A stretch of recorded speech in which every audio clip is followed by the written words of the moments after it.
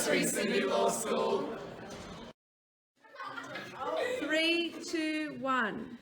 Happy birthday, Sydney Law School. Good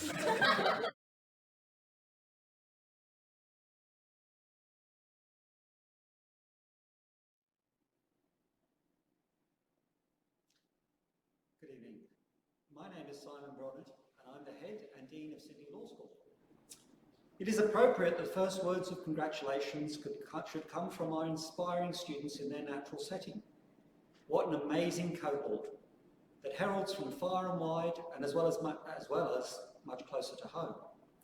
This cohort has experienced the past year of law school in a very different way from those who came before, and likely those who will follow. As Dean, I am proud that Sydney Law School has attained this milestone of 130 years, albeit during a global pandemic, which unfortunately prevents us from gathering to celebrate on our main campus in the new law building. The limits of this webinar format mean that we must do things differently. We've had to limit the number of speakers in the spirit of keeping our audience tuned in rather than zoomed out. As that opening sequence strikingly reveals, the list of Sydney Law School notables who could have been enlisted for such a celebration is very long.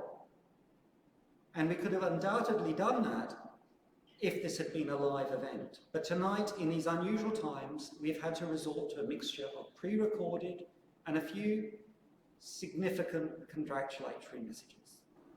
I would like to thank the Governor, Her Excellency, the Honourable Margaret Beasley, AC QC, and the Honourable Michael Kirby, AC CMG, for offering their pre-recorded congratulations tonight. The vice-regal couple, the Governor and her husband, Dennis Wilson, are watching the event tonight, online, as is Justice Kirby. Both are distinguished alumni who have made significant contributions to the law, but this year have also been supportive of our school's efforts to support our students through this challenging year.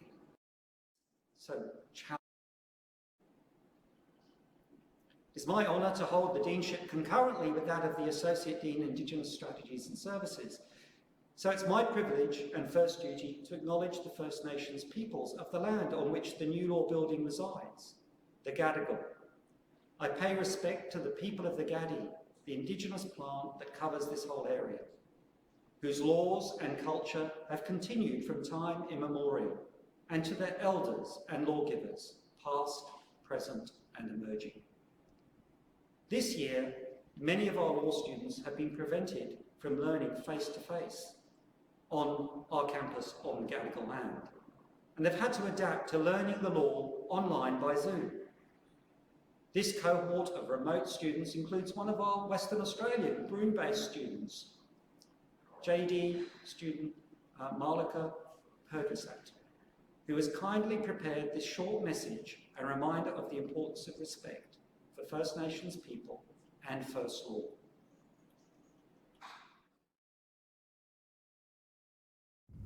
Nyajunu Niloa Malika, Nyayo Yimmarawara Manin. My name is Malika, and I am a woman who belongs to the Fitzroy River, where my people, the Nyigina people, have been celebrating First Law, the law of the land, since time and millennia. Tonight, we are celebrating your law at the 130th birthday of Sydney University's Law School. Tonight, you will all be enjoying yourselves on the Gadigal land of the Eora Nation, and I wish I could be there to celebrate with you all this evening. And I would like to pay respects to elders past, present, and future, those emerging and those that are still continuing our First Law today. Thank you, Malika. As the theme suggests for tonight, our celebration starts with a brief look back. How did it all begin? Well, like the birth of the nation we call Australia, there is ongoing confusion and contestation, not least from Melbourne Law School, which claims to be the oldest in Australia. It is indisputable, however, that the intention to create a law faculty at Sydney was formed earlier. Sydney's law faculty was constituted within the University Statute in 1855, but this was more de jure than de facto. It was then a law faculty without a full-time dean, without professors or lecturers, with no formal course of study leading to a law degree. Critically, it lacked any students in the sense of a regular cohort engaged in full-time study. It would take many years and the Chalice bequest for this issue to be resolved. There is ongoing confusion about our precise genesis. This means, as you will see, the law school has the benefit of having multiple dates upon which we can celebrate. Some of you may even remember that we held our 150th anniversary 15 years ago. To assist navigate this constitutional confusion, I clearly need to enlist some help. I will first turn to enlist the help of one of the renowned comedian consumer law creatives and founding member of the Chaser team, Mr. Julian Morrow. The University of Sydney is recognised around the world as one of the top academic institutions on Parramatta Road. Since it was founded in... I actually don't know when it was founded. Do you know when it was founded? It's okay, I'm Googling it. Since it was founded a long time ago, the University of Sydney has produced 7 Prime Ministers of Australia, including some of the less embarrassing ones. 24 High Court Justices with strikingly similar dress sense, this dude, whoever that guy is, and a maths teacher who's apparently very popular on YouTube. It's also produced a host of Rhodes Scholars who clearly wanted to study somewhere else. Thank you, Julian, for clearing things up. Not. Well, perhaps it's time to call upon a more authoritative source. So I'd like to invite my colleague and constitutional law professor, Anne Toomey, to shed some light on the foundations of Sydney Law School. As a relative newcomer to the school, from my own research, I would submit that Sydney Law School begins in earnest with the inspired appointment of Professor Pitt as the first full-time academic and dean. Professor Toomey will shed some light on the man, his character and legacy. Following this, the current president of Sydney University Law Society, or SULS, Amir Nazir, will explain how Pitt's legacy of prioritising student welfare and need has been invaluable in the COVID pandemic. I'd now like to invite Anne to the podium.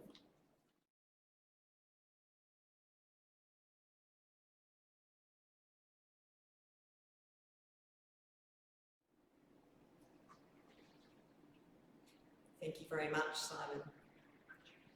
William Pitt Covert, who we can see before us, was actually Australian born. He was born in Adelaide, but his family went back to the United Kingdom, and that's where he was educated. He was educated in Oxford. He became both a barrister and an academic. And when the bequest from Chalice funded the university so it could actually have a proper law school with employed academics, in 1890, there was a competition almost to find a new dean for the law school. And the person selected was William Pitt Covert. He was quite young at the time, he was 37. And he sailed back to Australia, from where he'd been born, and started in the law school. He was the one who set up the law school. He started the lectures, he established the cohort, he established the approach that was taken. Unlike his own university, Oxford, he decided that certain practical subjects should be taught as well. Law should not simply be something that was theoretical. Pitt Covert was very concerned with education, the education of students, but also public education as well. And so he engaged with the media of the time as well, and he engaged in public debate, as well as engaging with his students. Now, Pitt Covert was actually a little bit of a terrifying man as a lecturer. He was very precise in what he did. He spoke apparently extremely quickly. Students had no time to slack in his class, they said. Some were quite afraid of him, and probably with just cause. But what's interesting is that in reflecting on Pitt Covert, what has been noted most by students was his underlying humanity and concern for them. Pitt Covert put everything into his efforts to support students through their studies, from his own finances to furnishing the common room with his own money, and he also was a little more lenient than you might have thought. He even allowed them to play cricket in the hallways, something which occupational health and safety would not allow today. Now, the thing about Pitt Covert is, like all of us, some bits good, other bits not so good, and where Pitt Covert was not so good was when it came to women. Pitt Covert wasn't very familiar with women, didn't have a great deal of time for them, and he did not allow them to study law at the law school. When Pitt Covert was on sabbatical, however, his replacement, Sir William Cullen, managed to sneak in a new student, and that student was Ada Evans, quite clearly a woman. Pitt Covert, when he returned from sabbatical, was outraged. "Who is this woman?" he asked. But interestingly, he did not throw her out of the law school. Instead, she graduated, as we will see. Back one there, yes. So you can see that. So that's actually a picture from the Sydney Morning Herald there on the left of her graduation. It was sufficiently notable that a female was graduating in law in 1902 for the Sydney Morning Herald to turn up and then make comments about how her dress matched her gown, as you do. And you can also see the picture there of Ada when she was finally allowed to practice, which was a long time after she graduated. She graduated in 1902. Women were not allowed to practice at that time. It wasn't until 1918 that in New South Wales the law was passed to allow that. So Pitt Covert, not such a great feminist, but certainly a great scholar. And when Pitt Covert retired, he decided that his great legacy was going to be an enormous opus on the government and the Constitution of Australia. Pitt Covert had never married, he had no children. The one thing he could leave in his life was his scholarship. Now, as I said, he was a very precise man, and you can just see from that photo, that is actually the pieces of paper he wrote this entire book on. And they're tiny. You can see my fingers around it. That's how big these pieces of paper were. And there are thousands upon thousands of them, all renumbered with little numbers at the top, all with corrections all down the side. And so that's the manuscript that Pitt Covert prepared. And he spent 10 years of his life working on this. And as he progressed, he realised that he was dying. And his greatest fear was never being able to produce this work and have it published. This was his child, it was his legacy, it was his life's work. And if you're in the Fisher Library, you can read his letters where he wrote to all his friends and he said, "Please come on as a co-author with me because I really want this work to be published." And all of them wrote back and said, "Oh dear, I'm sorry, I'm just too busy." Pitt Covert died in 1919. He'd almost finished the first draft.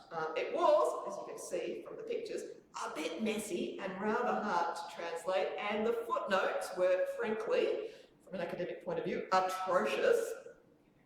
Nonetheless, he asked in his will for the work to be completed, and he gave it to Sydney University as a bequest, with the request that Sydney University finish and publish his work. But in 1920, what happened was the engineer's case was handed down, and it changed constitutional interpretation, and everybody said, "Oh no, we can't go ahead with this. We can't publish this work because it's now out of date." And so William Pitt Covert's manuscript stayed sitting in the library, which was a great pity. But almost 100 years later, someone came along to finish it, and that was me and my colleague Amanda Sapienza. It took an awful lot of work to get Pitt Covert's work published for the 100th anniversary of his death, but at last his desperate final plea was met, and Pitt Covert's work was finally published. But ironically, by two women who he would not have let into the law school, but women who both had doctorates in law, and one of whom is a professor at his own law school. Now, after that, I also went in hunt of Pitt Covert's cabinet, because his work had been donated to the library in this extraordinary cabinet But it, along with his work, had gone missing for around a few decades. Here it was where I found it, in the basement, in a cage underneath the law school. It has now been restored. You'll see on the top of it a plaque that memorialises Pitt Covert as a great jurist and a great legal educator in the study of law. Pitt Covert is probably most important for his philanthropy. When the university offered to make a portrait of him that they were going to hang in the Great Hall, what did Pitt Covert say? He said no. He was not a vain man. He said use the money in order to create prizes for students. And this is what students have benefited from ever after. When Pitt Covert died, along with giving his manuscript in this cabinet to the University of Sydney, he also, in his will, created bequests which allow for scholarships for students and also for public education. It was philanthropy that got William Pitt Covert to the University of Sydney because of the Chalice Bequest, and it's philanthropy for which he is most remembered. Not just his scholarship, but for the prizes, for the scholarships, and for the public education.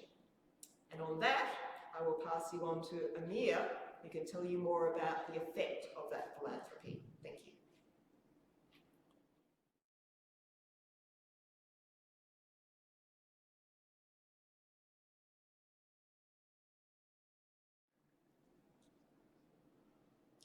Good evening, Dean, professors, staff, students, alumni, and guests.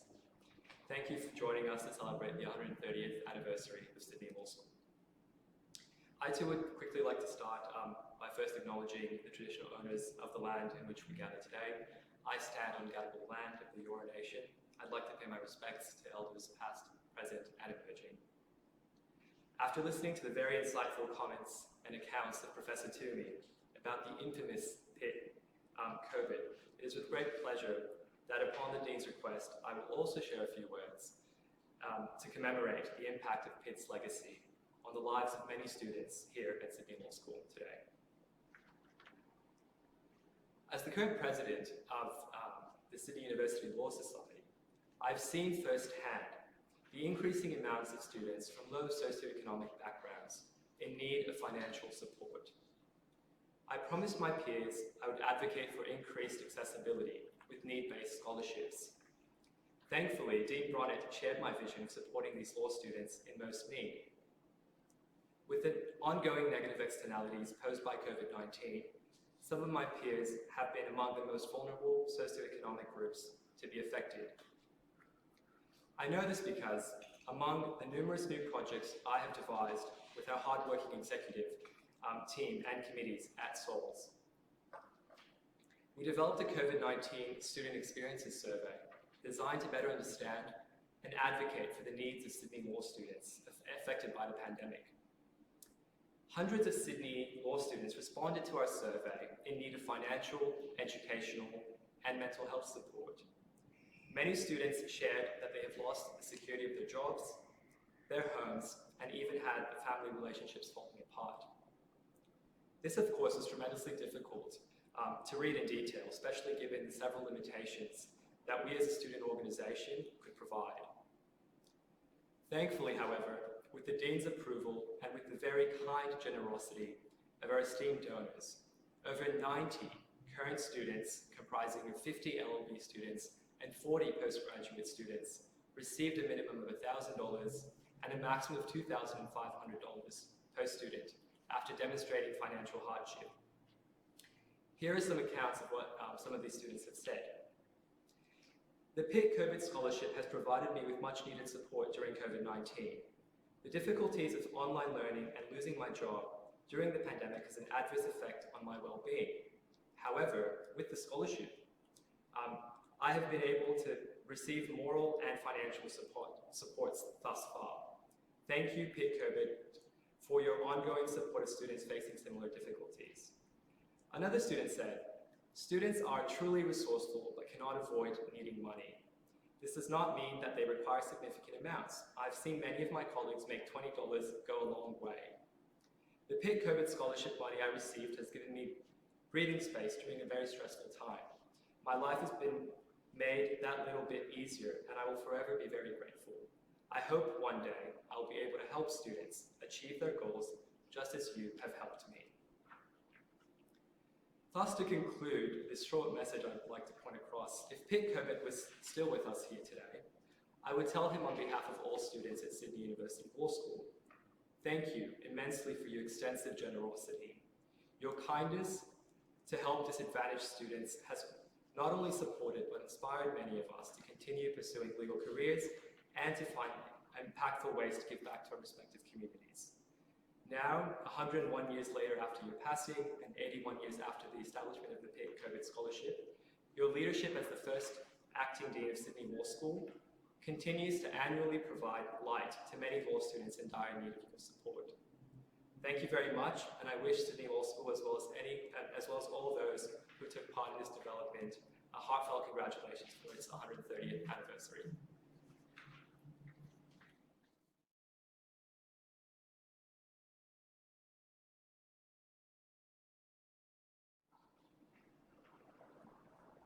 Thank you, Anne. Thank you, Amir. Today's event is not just about the past, it's also about the future, and it's the occasion to formally launch our new strategic plan, Reimagining Sydney Law School 2020 to 2025. Over the past year, the school has been working with stakeholders, students and staff to develop a new plan. That process of coming together and rethinking our priorities has been transformative. What has emerged is that we need to do more to inspire our best legal minds, to promote diversity, sustainability, reform and social justice, to build better partnerships with our students, profession and wider community. Also to reclaim our past, to tell stories long forgotten or even repressed, and to pledge to do more to transform how our next generation of graduates engage with and lead in their various careers. Placing the student experience at the heart of what we do at Sydney Law School is a game changer. It will reshape how we teach, how we design and use our scholarships, as well as the experiences we create for the benefit of our students. Yes, of course, our aspiration is to be the premier law school in Australia and to remain in the global first division. That doesn't change. But it's also about ensuring that we open our doors more widely to support widening participation and outreach programs, whether that be for Indigenous students, first in family, or regional and remote students. Our commitment to diversity, inclusion, and equality of opportunity must manifest in tangible ways, and it must be unrivaled. It will not be an easy road, but our strategic planning process showed that there is strong support from across our staff, students, and stakeholders, including our alumni. The Sydney Law School has a key role to play in the leadership of law reform and social justice. Let's explore the theme of law reform and social justice further and see how the school can grow and respond to the challenges through examining a range of different stakeholders. And so I'd like to introduce a number of speakers. First, you will hear from Sydney Law School alumnus Ed Santo, the Human Rights Commissioner, in conversation with Professor Simon Rice, the Kim Santo Chair in Law and Social Justice. You will then hear from the Honourable Justice Sarah Derrington, the President of the Australian Law Reform Commission, on how Sydney law students are supporting national law reform activity. And then Vasily Maroulis, the Managing Principal Solicitor of the Marrickville Legal Centre, will also offer congratulations. A little known fact is that Sydney Law School staff and students drove and funded the creation of Marrickville Legal Centre shortly after the first community legal centre was established in Redfern. The final word of inspiration must, of course, come from our students today. Deandro Espejo, the SAL's Vice President of Social Justice, who is passionately engaged with that mandate and mission to do more in the field of reform and social justice.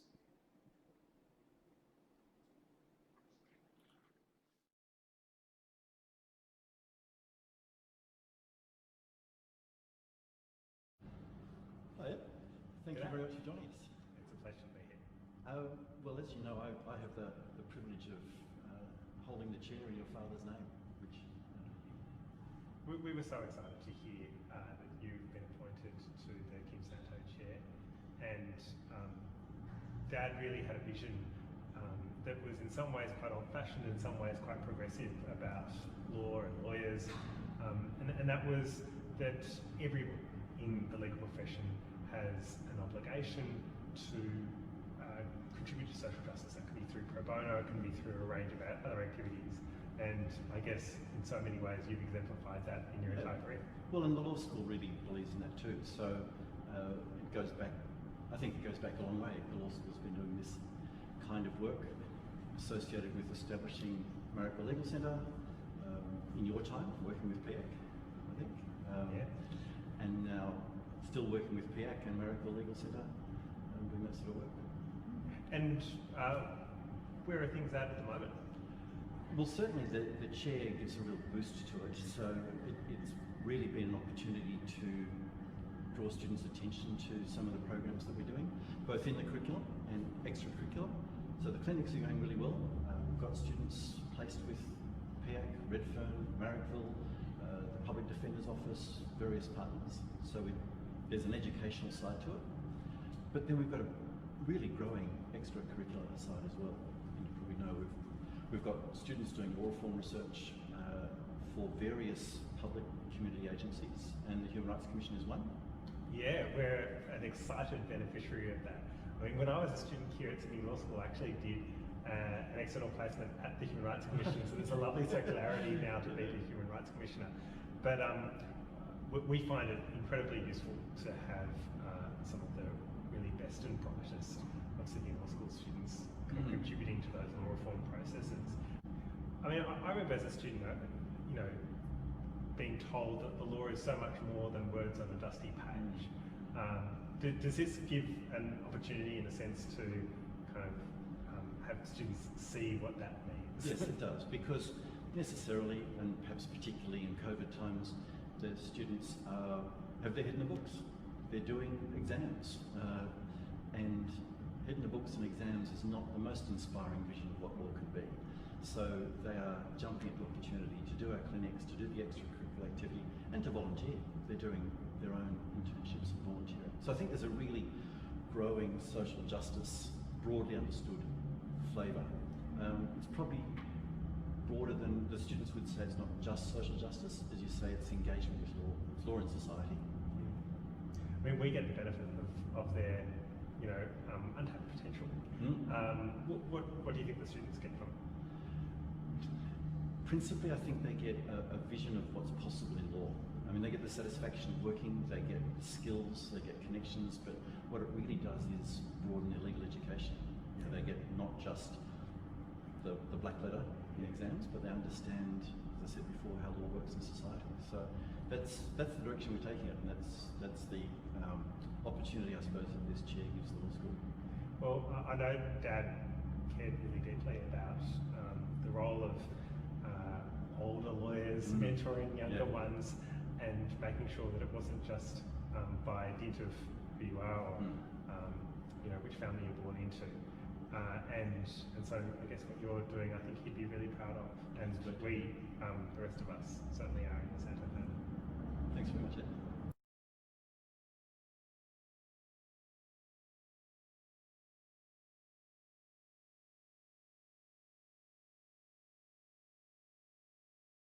Hello, I'm Sarah Derrington, President of the Australian Law Reform Commission, and on behalf of the Law Reform Commission, I want to wish Sydney Law School every success in its 130th anniversary year, and congratulate the Law School on its immense contribution to law reform nationally.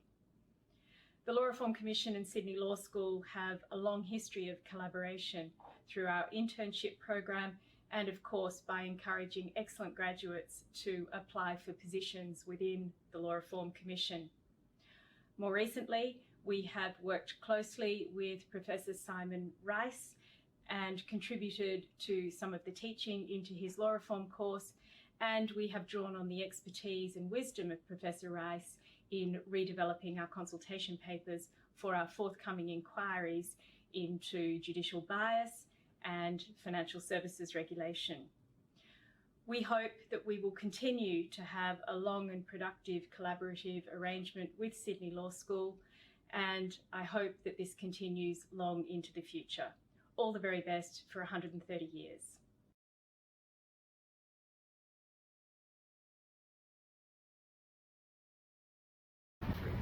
Our centre owes its existence to the passionate and trailblazing lawyers from the law school who 40 years ago, on the 20th of February 1979, were instrumental in seeing our centre open its doors to the Marrickville Town Hall with a solicitor and a community worker and supported by 4 student volunteers.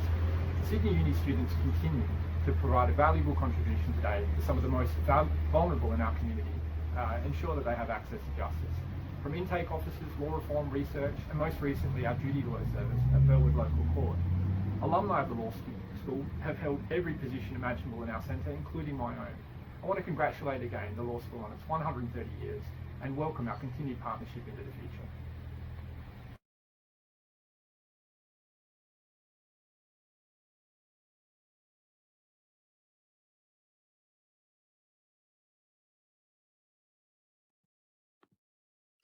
Hello everyone, I am DeAndre, the current Vice President Social Justice of the Sydney University Law Society and proud member of the student body. Social justice is an integral aspect of the work we do. As a student body comprising future lawyers, politicians, community advocates and leaders, it's important that we are encouraging students to think critically about the injustices that arise out of our legal system and participate in meaningful social change. This year has seen many highlights, but I will share a few with you now. I am proud to have started a community legal education project with Glebe Youth Service, adding to our 2 current student-run community initiatives, the Refugee Language Tutoring Program and the Juvenile Justice Mentoring Scheme. We also ran the second iteration of the Policy Pitch competition, where students ideated and presented solutions for biodiversity conservation in front of policymakers. Our annual social justice journal, Dissent, explored the tensions between reform and transformative approaches to the law. I've been particularly proud of collaborating with our First Nations officer, Patrick, to launch social media campaigns on Reconciliation Week and a panel on justice reinvestment. Importantly, this year SALS has been involved in the Black Lives Matter and education movements. As Vice President Social Justice, I believe that it's important for us as students to engage with the social movements around us from a legal and activist perspective. Recognizing the political and social dimensions of the law and learning how to navigate conflicting ideologies about what the law should be. We have such an invigorated, passionate and creative student body, and I hope that we continue to push the boundaries and use our platforms to fight for positive social change in years to come. Thank you, DeAndre. I would now like to introduce 5 special alumni messages. The first one is Vice Regal, the New South Wales Governor, Her Excellency the Honourable Margaret Beasley, ACQC. The second is the Honourable Michael Kirby, ACCMG. That will be followed with a message from our own distinguished law graduate, Vice-Chancellor Dr. Michael Spence, AC. Our Chancellor, an alumnus of this university, Belinda Hutchinson, AC, has also asked me to convey her heartfelt congratulations to the school. Jumping forward through the decades after the Vice-Chancellor, we will hear from 2 more recent graduates, Jenny Caldwell and Mitchell Cleaver.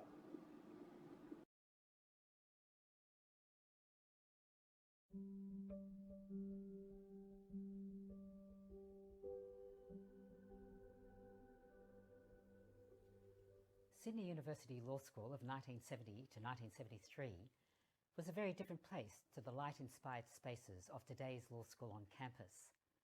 The law school was in the city, underground, although modern for its day. Many lecturers were drawn from the profession, and in the final 2 years, the lectures were timed around the demands of full-time articles of clerkship.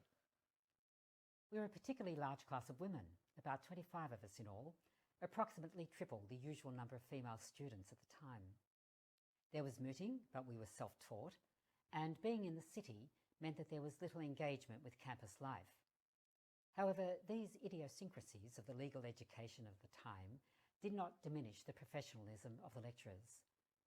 I can still recall one particular lecture given by John McAnulty, Professor of Administrative Law, when he explained the approach to legal problem solving, an approach which I maintained throughout my judicial career.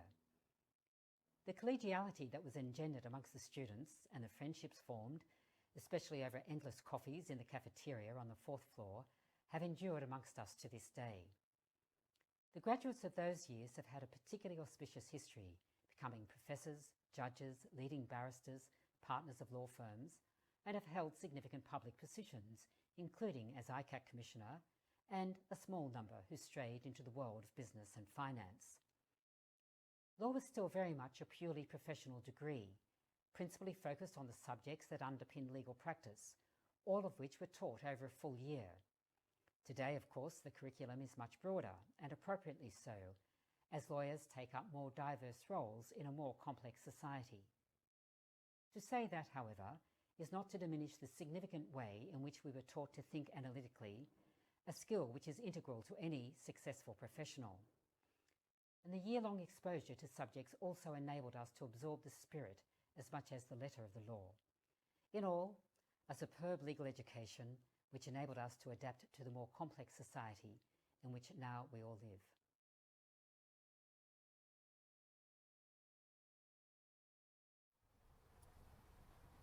I'm Michael Kirby, and I'm here as a proud alumnus of the University of Sydney Law School to congratulate the school, to congratulate its faculty and its students upon the 130th anniversary of the school. This book I have in my hands is the book of the celebration of the 50th anniversary of the school. It was published in 1940, just as the Second World War was commencing, a time of great fear and great concern. And subsequently, I came to the school about 20 years after this book, and nothing much really had changed. And if I look back on my law school days, we had wonderful teachers and marvellous colleagues, but we were very unquestioning, a very unquestioning lot. We never questioned the laws on the Aboriginal people and their disenfranchisement and dispossession in Australia. We never questioned the laws on race and the White Australia policy.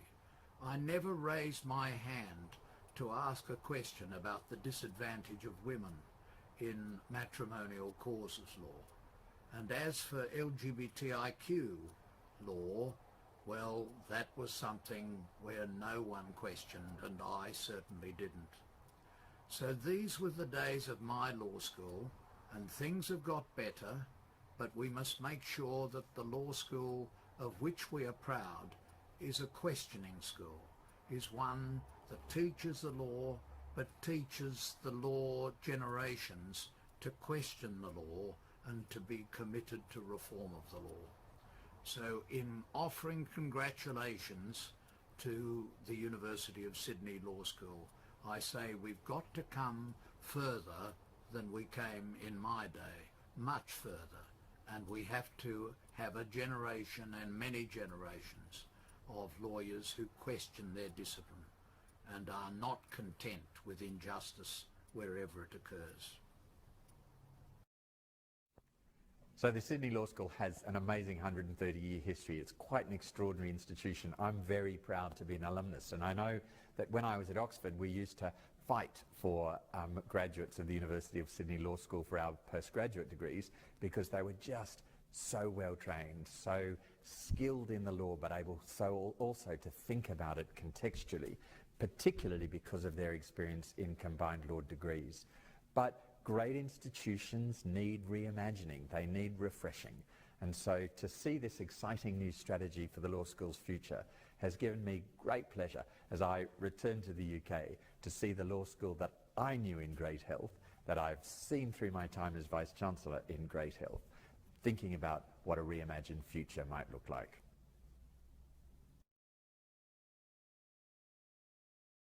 Happy anniversary, Sydney Law School. Happy 130th birthday. This is a very exciting and august occasion, and I am very pleased to be asked to say a few words. So my name is Jenny Caldwell, and I am, I suppose, Sydney Law School is my double alma mater, having graduated as an undergrad there in 2006, and then most recently having achieved my PhD through Sydney Law School just this year in 2020. When I think about reimagining Sydney Law School, what do I envisage for the future? Well, I would say that I would love to see the law school continue to uphold those traditions of excellence and rigor and strong research, strong teaching, strong analysis, but also to understand that leadership comes in so many different forms. And, you know, Sydney Law School has such a great history of educating the traditional leaders of the future. So judges, lawyers, barristers, politicians, business leaders. But I think increasingly so, I would love to see Sydney Law School become known for its commitment to environmental justice, to Indigenous justice, to health and justice, to human rights and justice. And we're already so strong in many of those areas, but to be equally recognised for our commitment to these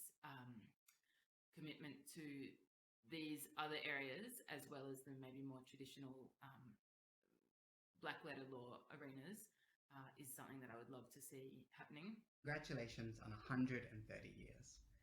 It was such a privilege to be a student at the Sydney Law School, and I'm incredibly grateful for the education I received. It was daunting at first, joining a law school with such a distinguished history, but it wasn't long until I felt at home. Some of the best teachers I ever had taught at the law school, and they taught me to think critically about the law and to put it in its social and its historical context. I am very grateful for all the opportunities the law school has given me, and I wish the law school all the very best for its future. A new priority that emerged from our strategic planning process is the desire to renew and deepen our connections with alumni. And to that end, the school is relaunching its alumni engagement program, a program designed by a law alumni for law alumni. We will be sharing the results of our recent alumni survey soon, and in due course I will be writing to all alumni outlining information on how our new network will function and support better levels of engagement. There are many colleagues currently in Sydney Law School who are students here, left for a while and then returned as academics. I wish to introduce two such alumni who are here tonight with me in the new law building. Associate Professor Yane Svetyev. Yane will speak about his student experiences and how it's helped shape his future. Yane will be followed by Senior Lecturer Dr. Andrew Dyer. Andrew will speak about how the generosity of one alum supported him with the funding of the Colin Fegan Lectureship, a lectureship named in honour of Professor Fegan, who served as the Dean of Sydney Law School in the 1980s.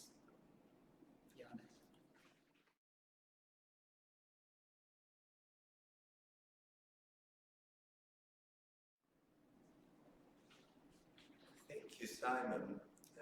As the Dean pointed out, I'm both an alumnus and now also a member of the faculty of the Sydney Law School.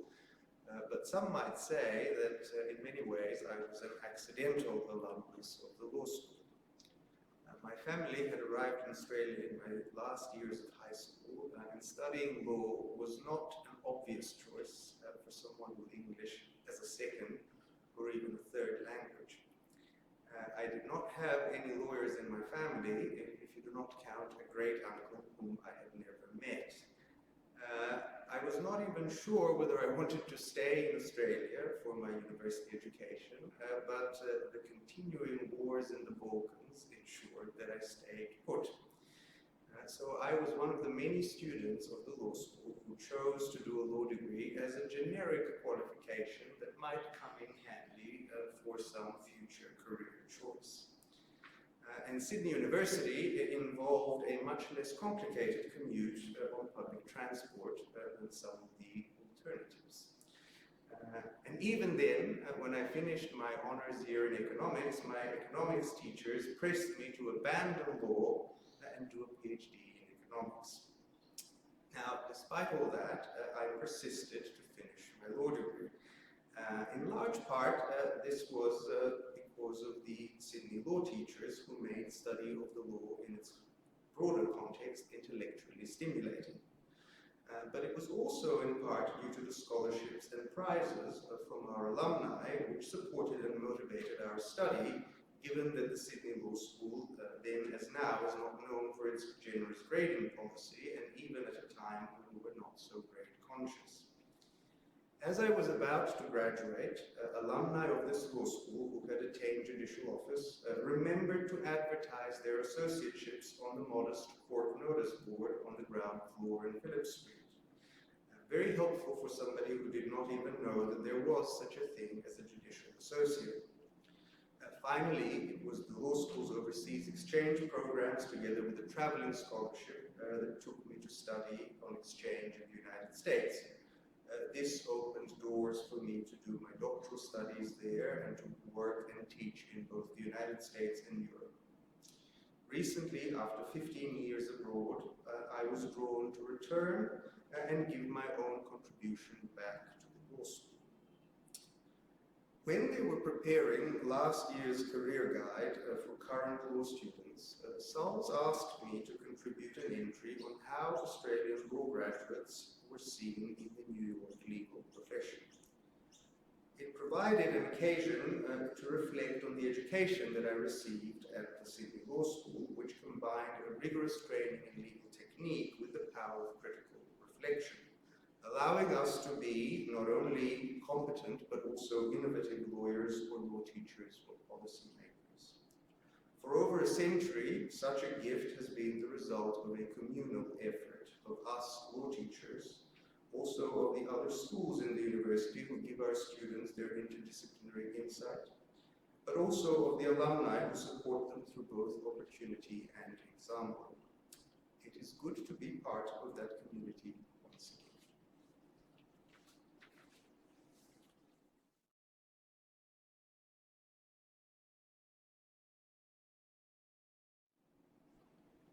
Thank you very much, Simon, and also thank you very much, Jane. I'm here today to talk about the generosity of a man called Tom Yim, who is an alumnus of this law school, just like I am, who in 2013 provided the university with a gift, or the law school with a gift that was aimed at setting up a lectureship that would give students early on in their studies some assistance with their legal reasoning skills and with their exam technique as well in law. Now, to understand why Tom gave this donation, and he's given a further donation too in 2018, you need to understand exactly what his career at the law school was. He came here in 1969 as a student, and he came here from Hong Kong. He was from a background where his first language was not English, and so when he got to the law school in 1969, he found it pretty difficult to understand the sort of legal material that he was required to understand if he was going to be able to finish off his degree. Now, early on in his studies, he encountered Colin Fegan, who was a lecturer at the law school at that time, later became a Dean of Law, and also a judge of the District Court of New South Wales. And Colin, he said, sat down with him for 20 minutes. This time Tom was really struggling with his studies. He said that every time he was reading a case, he'd need to have a dictionary by his side to work out what the judges were on about. And he said that in this 20 minutes, Colin Fegan gave him information that was to prove to be invaluable as Tom went through the law school. He said, without it, I wouldn't have finished off my degree. And so when Tom gave this gift in 2013, he wanted two things. He wanted somebody to be appointed as a lecturer here who would give early law students the sort of assistance with law that he had received from Colin Fegan all of those years ago, and he wanted the lectureship thus created to be named after Colin Fegan. And so when I was appointed to this lectureship, which was of course a great honour, and it's something for which I will always be extremely grateful, and I'm grateful of course personally to Tom, what I was trying to set up was a course that would help to make the law a little bit more understandable for first year students, perhaps especially students like Tom, who came from jurisdictions where English is not as widely spoken as it is in Australia. And so I set up a course that essentially gives students a bit of help with their legal skills early on in their degrees, give them a number of torts and contracts problem questions, and I give them a bit of assistance with reading torts and contracts cases, because of course those are the subjects that students are studying early on in their degree. Now, I'd like to thank Tom very much for his public spiritedness first in setting up this lectureship. It's something that I believe has benefited students, and I've been told, especially by international students, that having these tutorials early on, and these are given to all of the Juris Doctor students in the first year of their degree, they've told me that these have been helpful to them. And so I'm hoping that I have assisted some of them to get through their legal studies in the same way that Colin Fegan helped Tom to get through his legal studies. But I'd also like to thank Tom on a more personal note. Without this award, of course, would not have been appointed to the position that I have been appointed to. And also, when Tom renewed the award in 2018, that has, of course, assisted me to remain in this position. And so it's something for which I will always be, as I said, immensely grateful to Tom. So thank you very much to him, and thank you very much for giving me the opportunity to speak at this event tonight. Thank you.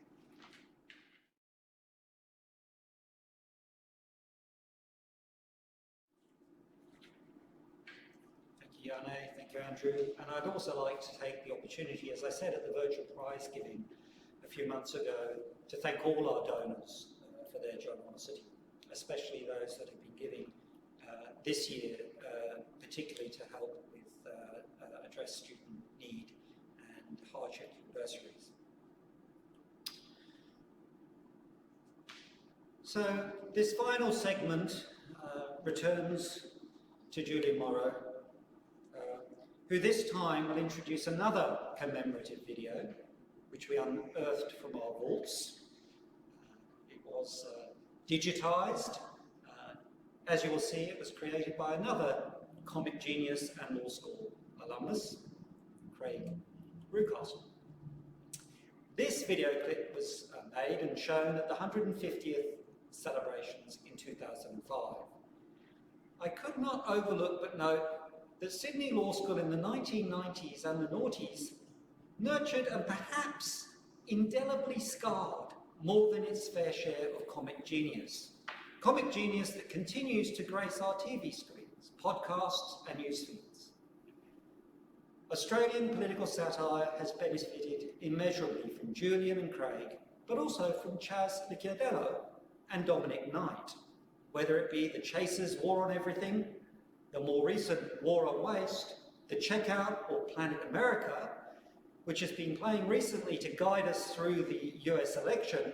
We are proud of the genius of all of our alumni, whatever form that genius takes.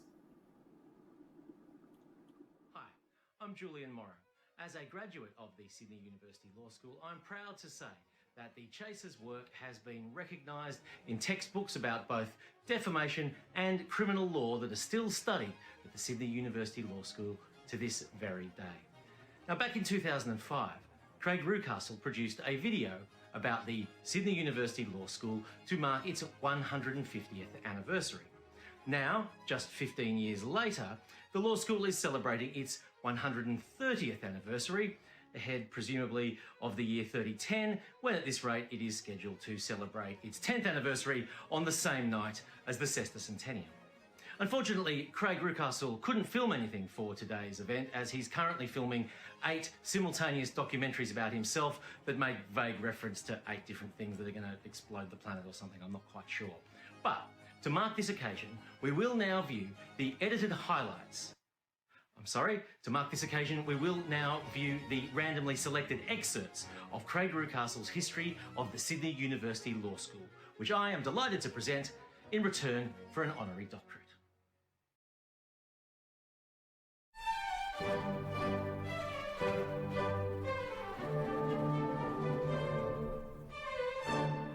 Welcome to the sesquicentenary of the Sydney University Law School.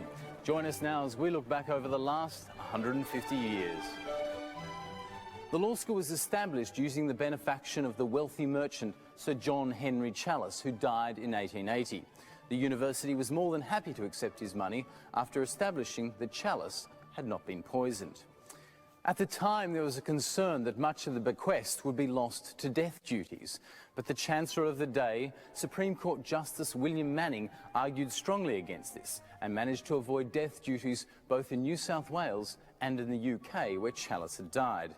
And so the law school's beginnings, perhaps fittingly, were enabled by a clever tax dodge. The Dean of the Law School and Vice-Chancellor of this period was Justice William Charles Windeyer. He was a passionate proponent of the law school and remained Dean for 8 years, thereby complying with the legal convention that every arm of the law should always have a Windeyer on it. The founding professor in law, appointed in 1890, was Pitt Covert. He returned from Oxford to take up the appointment and was joined by members of the bar who would lecture part-time. In 1910, another part-time lecturer, John Fegan, would take over as Professor and Dean of the Law School. He stayed on as Dean for 31 years, shaping the law school and guiding it through its war years. In recognition of his great contribution to the law school, Fegan is given pride of place in the library above the stapler and the scrap paper. The law school has also been blessed by the ongoing support of its talented and highly regarded alumni.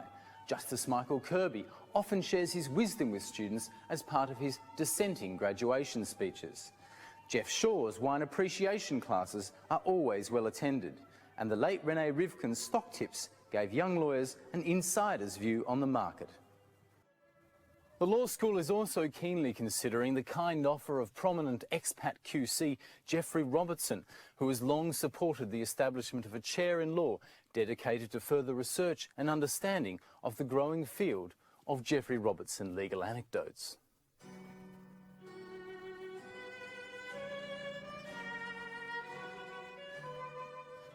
But it isn't just the teachers and the alumni who make the first-class educational environment. The law school has always been at the forefront of innovation and technology. Here, Dr. Alan Tyree shows a student the latest computers, acquired in 2001. And while other law schools have wasted their money on PowerPoint and laptop technology, only Sydney has had the foresight to invest in the next generation of overhead projectors. Ooh. Many law school graduates have also entered our parliaments, including Prime Ministers Gough Whitlam, John Howard and William McMahon. And according to Malcolm Turnbull, our future Prime Minister, Malcolm Turnbull. Whitlam was an active editor and writer during his time at law school, including this 1947 Blackacre article, A Review of the House of Review, in which he argued for the abolition of the Legislative Council. It seems even then, Gough knew to be wary of upper houses. Although he didn't know to be wary of fellow law school student John Kerr. If only he'd read his Blackacre entry, perhaps he would have been more wary.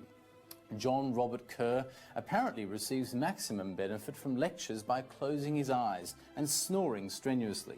His name always appears at the top of the exam lists, if held upside down. He is an active member of the Law Society Committee, about as active as a paralysed tortoise in a straitjacket. John Howard's Blackacre entry, on the other hand, speaks of a student who came to law school bewildered and ambitious, but ended up self-assured and mature, much like his political career. One thing we can all agree upon is that the law school is a first-class institution with an amazing history. What other law school could have celebrated its centenary in 1990 and its sesquicentenary in 2005? At this amazing rate of achievement, next year will be our bicentenary celebrations. Please remember to buy your tickets as you leave tonight.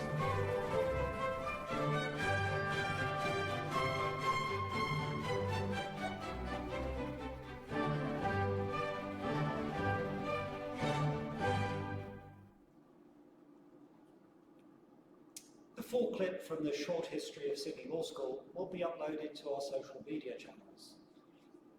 History, as Craig points out, is important. I believe we can do better. Our centennial history book, A Century Downtown, published in 1990, is now being digitised and is available online. Some of the content that has been profiled here tonight will be able to be accessed through that online version. But we urgently need to fill in some gaps and also bring our history up to date. So this event provides an opportunity to kick off another project, a new project, both the oral history and cultural history projects for the law school.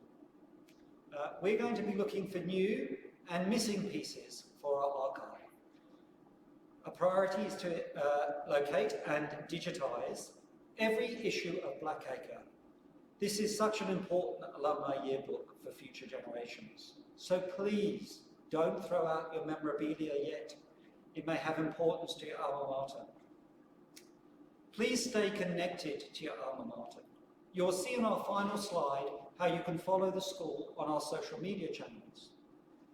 And I could not finish tonight without acknowledging those colleagues who have made tonight possible. I first would like to acknowledge the technical skill and professionalism of Carla Viola, Simran Singh and Andy Derrington, our events team, who have had to develop significant online capability in a very short order.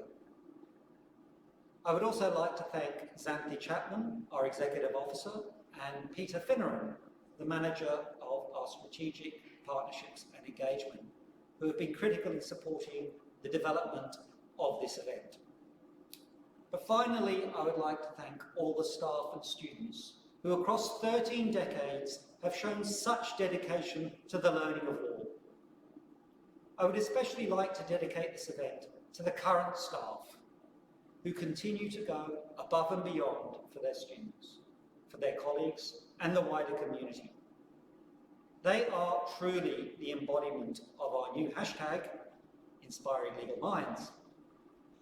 Accordingly, the final congratulations must be offered by them. A cacophonous chorus of academic and professional staff wishing the best wishes to Sydney Law School, which we filmed this week at our virtual morning tea. Thank you for your attention tonight, and I hope you enjoy it. Our last celebratory message from the staff of Sydney Law School. Thank you. Happy birthday, Sydney Law School.